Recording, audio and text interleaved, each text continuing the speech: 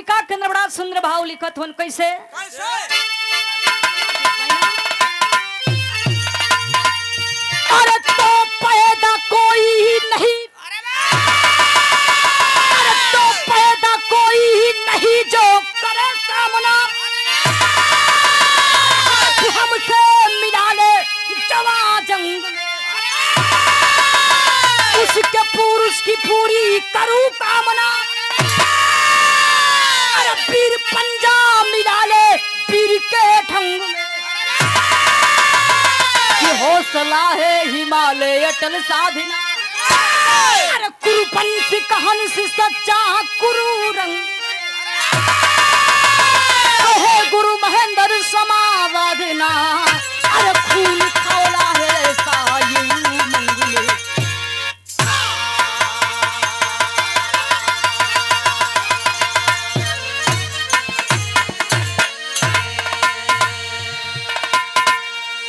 कहा गुरु महेंद्र समावादना खून खौला है ऐसा ये उमंग में एक लाइन मास्टर बिरहा के अंदर कव्वाली का अंदाज है तनी सलाई बना के आवत मुन्ना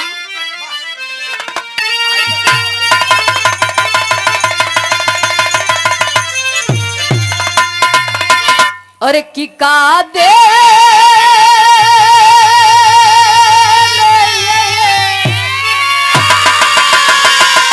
अरे की का दे में तेरा जलवा काशी में नजारा है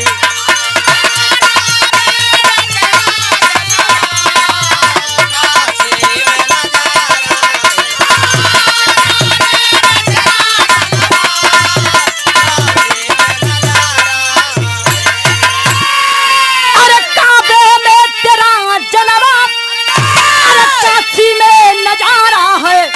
अरे काशी में नजारा है हमें ये भी अरे तो हमें ये भी तो प्यारा है हमें वो भी तो प्यारा है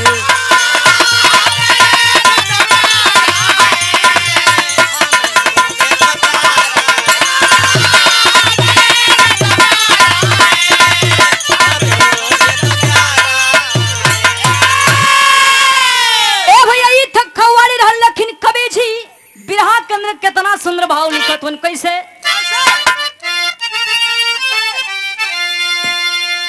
अरे कि धरती परी अरे कि धरती परी नहीं कोई लहू सागर बहा दूंगा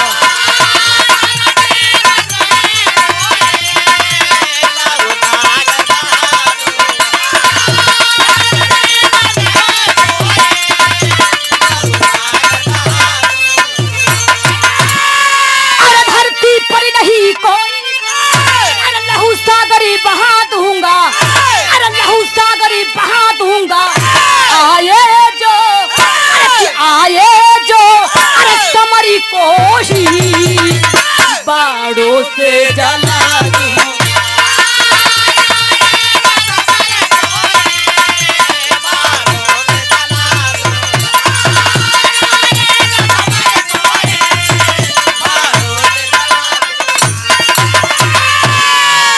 ए लाइन पर गौर करिया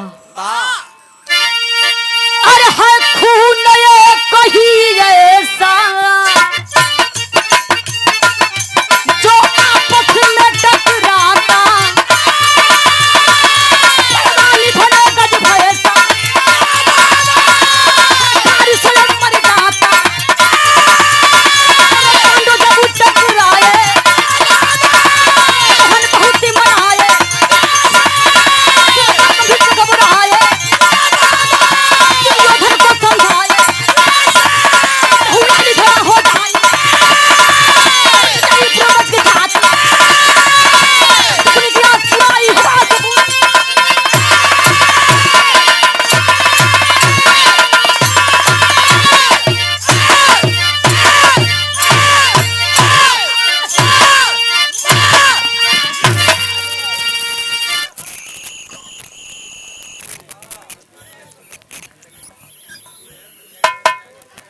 बड़ी बात ना होला, विरह को मेन पॉइंट हो कहानी।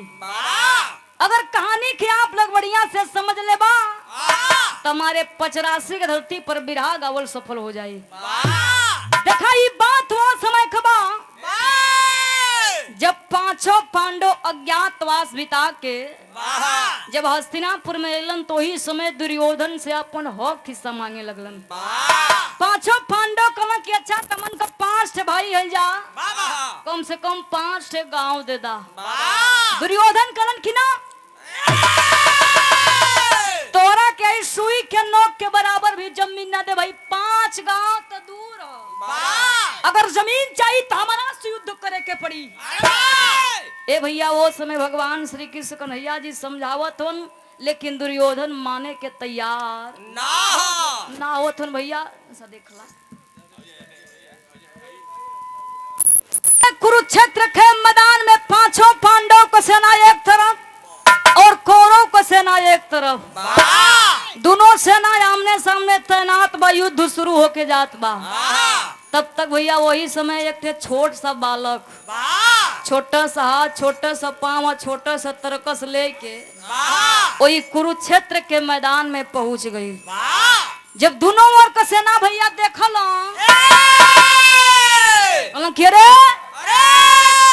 एक कुरुक्षेत्र के मैदान में छोट सा बालक का कर भाई के जल्दी यहाँ से भगावा। लइका कलश की सुना मार जौन तो लोग मुंह टेढ़ करत हुआ, यल्लम बलम गदा ले के भाजत हुआ, ये दोनों ओर का सेना आके हमसे फरियाई, हमार कुछ कह ना पाई। लइका भगवान श्री कृष्ण कन्हैया जी सोच में पड़ गया भैया, कहना कि हे सरवा के देखा हो जतनी का एकर औकात ना, ये तनी बढ़न बढ़न बात फेंकत ओ समय उ लइका एक ठे बात कलस का कलस विरहा में एक ठे गीत भैया ई फसत है के तनी देख ला।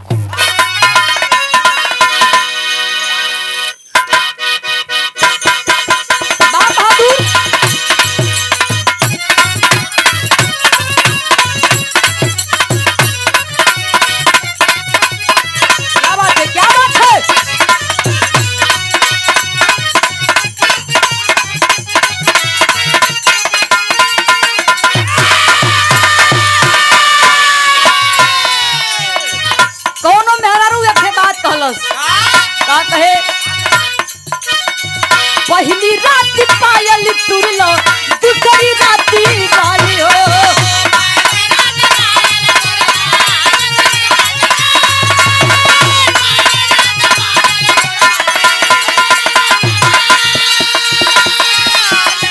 तीसरी रात झुमका झुलनी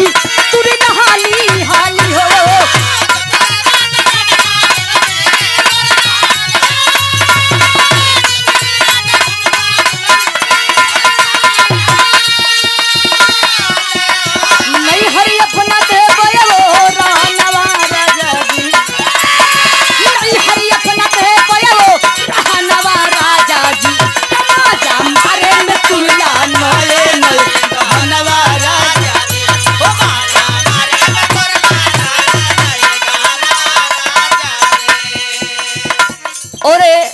नंदगंज की धरती से सब्जी मंडी के आप मलिकार महोदय जी, आपके तरफ से बहुत बहुत रुपया देकर सम्मानित करिए, दिल से धन्यवाद बा। ए भैया बिहार पर गौर करिए ना, वो समय लइका एक ठे बात कलस का कहे कि के प्रिया वाला सयतना के माई तू दी हो,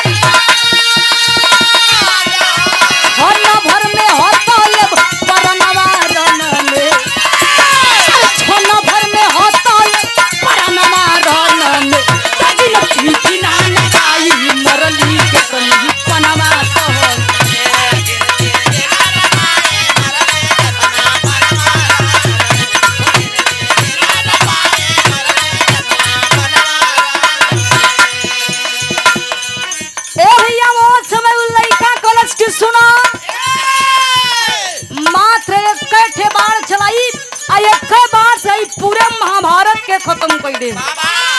जब ये तनी बतिया दोनों ओर का सेना सुनना भैया तो वो समय का माहौल का रहे। दोनों ओर का सेना जुटल जंग के मैदान में।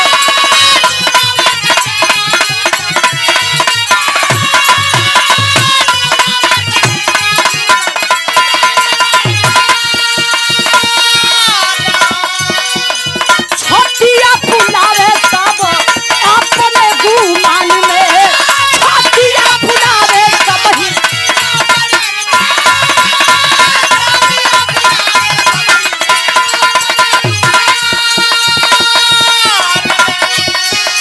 जोड़ा मिलल हमरो ना मरदनवा जोड़ा मिलल हमरो ना मरदनवा रन में। लेकिन पीना न पाई मरली पतनी बनवा।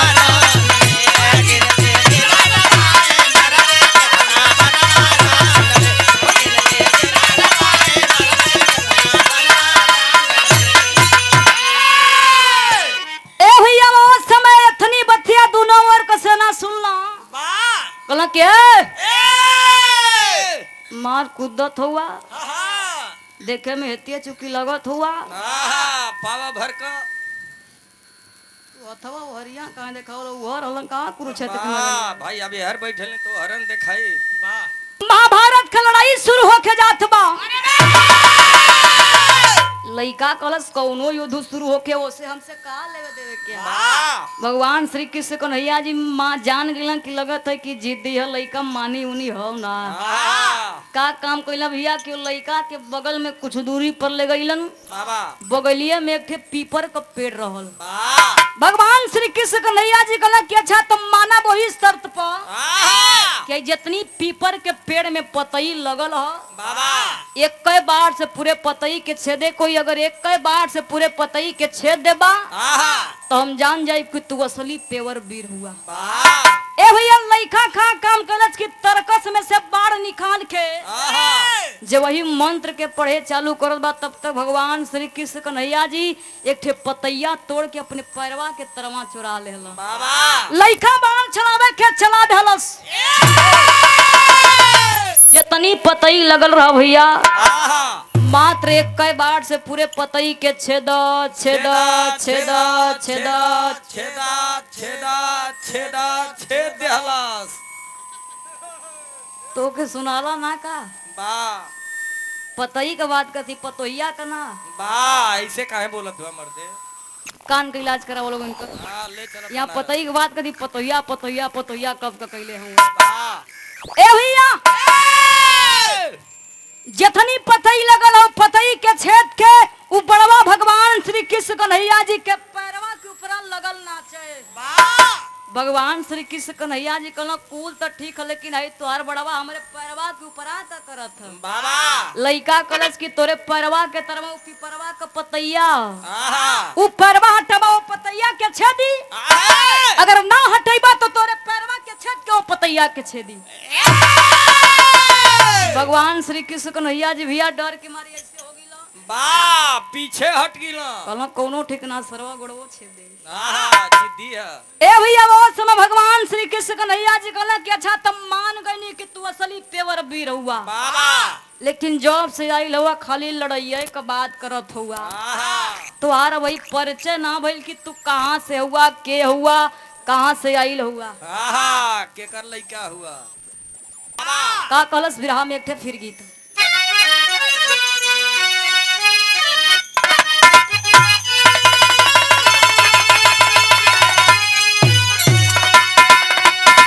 ये तरज के स्वर्गीय रामदेव गुरु जी अपने जवानी के आलम में गावत रहला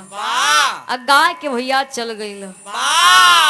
तो हम गावा गा के चला कहाँ घरे यार घरे की और कहा अच्छा घरे अब हम मास्टर लगावा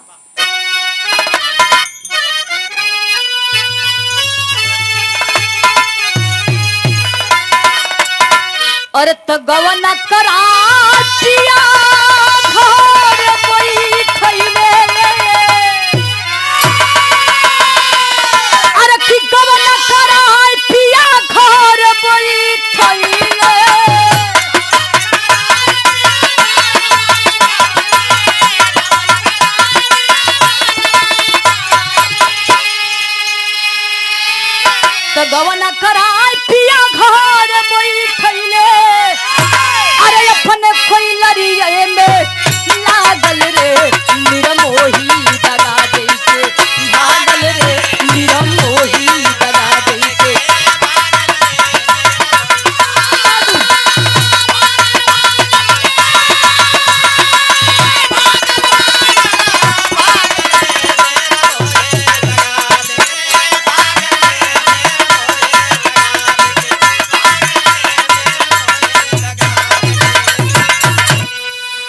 लेखा अपन परिचय बतावे चालू कर देलस का कहे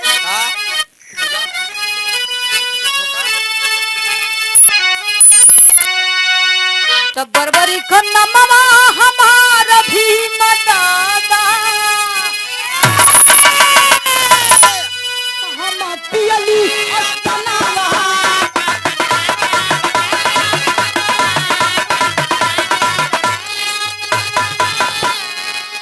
तो हमारे उमरिया के देख जनी कान्हा हमारे उमरिया के देख जनी कान्हा तो हमसे भगी है थारा के धनु थारी हो लोग उनके कहला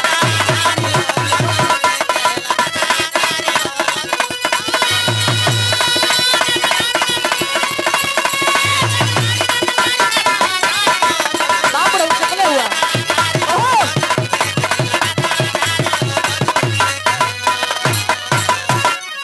ए भैया उ लइका कलश के हमार नाव बरबरी ख बाबा हमारे दादा का नाम है भीम वाह हम भीम का नाती हई हाँ हमारे बाबू का नाम है घटोत्कच हमारे माई का नाम है कंटिका बाबा भगवान श्री कृष्ण कन्हैया जी कहलन कि अच्छा ही बतावा कि उतना दूर से कुरुक्षेत्र के मैदान में आयल तो जरूर हुआ हाँ लेकिन केकरा वर से लड़ल चाहत रहला बरबरी कलश के हमार माई तक कहले रहले कि बेटा कुरुक्षेत्र के मैदान में जात हुआ तो जेकरे वर के सेना कमजोर पड़ी ओकरे वर से जाय के तू लड़िया तो ये कन्हैया जेकरे वर के सेना कमजोर पड़ी ओकरे ही वर से जाय के हम लड़ब वाह भगवान श्री कृष्ण कन्हैया जी मने मने लगलन सोचे बेचारा भैया सोचे लगलन कहे लगलन कि त धर्म आ अधर्म का लड़ाई बा बाबा हम तो धर्म के जिताई लेकिन अधर्म की ओर के लोग हरिहन तो ओकरे ओर से जाए के लड़िहन तो उधर के जीत हो जाई वाह इतना बतिया भगवान श्री कृष्ण कन्हैया जी सोचत हन भैया तब तक बरबरी के एक सवाल कह देलस वाह पैसा लेला बाबा वीर होके हाँ बलशाली होके अरे वाह अब बुद्धिमानी होके अगर जेकरे ओर से जाए के अपन बलि दे दई ओकरे ओर का सेना विजय हो जाई बाबा बरबरी तनी सा कुछ छोड़ भैया सोचला विचरला कहला कि अच्छा तो ठीक अल्लाह हमरे मुड़िया काटला हमरे दादा के जिता भगवान लेकिन बरबरी कलन के प्रभु हमारे के सपना हमारे के इच्छा हमारे के ख्वाहिश रहल ये महाभारत की लड़ाई हम देखी भगवान श्री कृष्ण कन्हैया जी कहला कि तोहर मुड़ियो कट जाई तो बहुत ये महाभारत की लड़ाई देखोगा भाई का विराम में तेरी भाव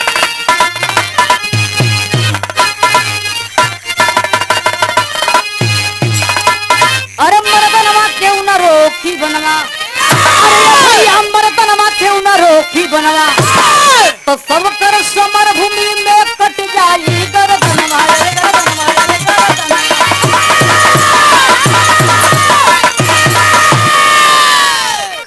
भगवान श्री कृष्ण कन्हैया जी अब बरबरी का मुड़िया खास भैया ओके नीलगिरी पर्वत पर रख दिल कहला कि यही जैसे तू मैं भारत का लड़ाई देखबा भगवान श्री कृष्ण कन्हैया जी मुड़िया रख के कुरुक्षेत्र के मैदान में पहुंच गए और समय का नजारा कर है विराम में एक गीत है आखिरी गीत में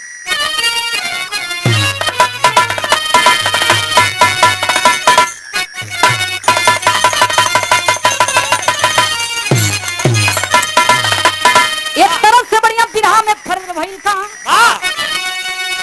अरे की बाजली बाप जनवा जंगी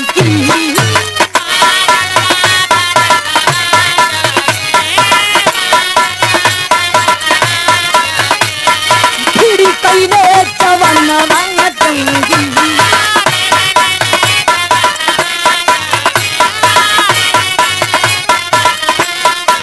बाजली बाप जनवा जंगी भिड़ी कइले जवनवा जंगी तो खून से नहाई धरती खून से नहाई धरती बाजली बाप जनवा जंगी भिड़ी कइले जवनवा जंगी बाजली बाप जनवा जंगी भिड़ी कइले जवनवा जंगी खून से नहाई धरती खून से नहाई धरती जनवा जंगी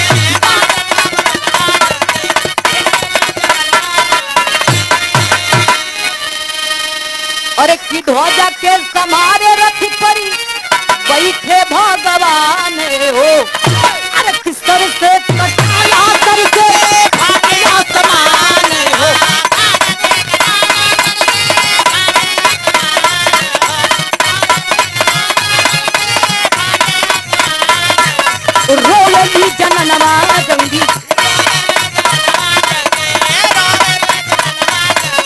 मिट गईले खंडनवा जंगी रोवेली जननवा जंगी मिट गईले खंडनवा जंगी पूना होई गईले सुना पूना होई गईले सुना दाहुरी के सपनवा जंगी मिट गईले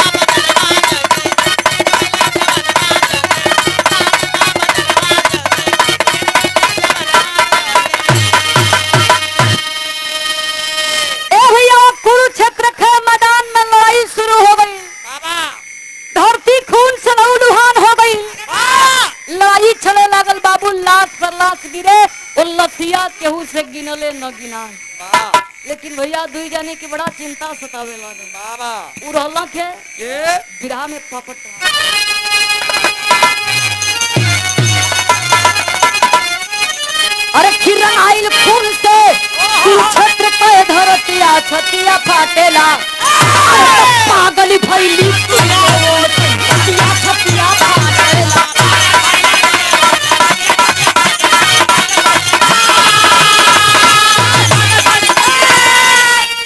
कि पुरुपन सजवा के उजड़न के मनवा हो अरे जर जोरू जमी नहीं अपन वाला थी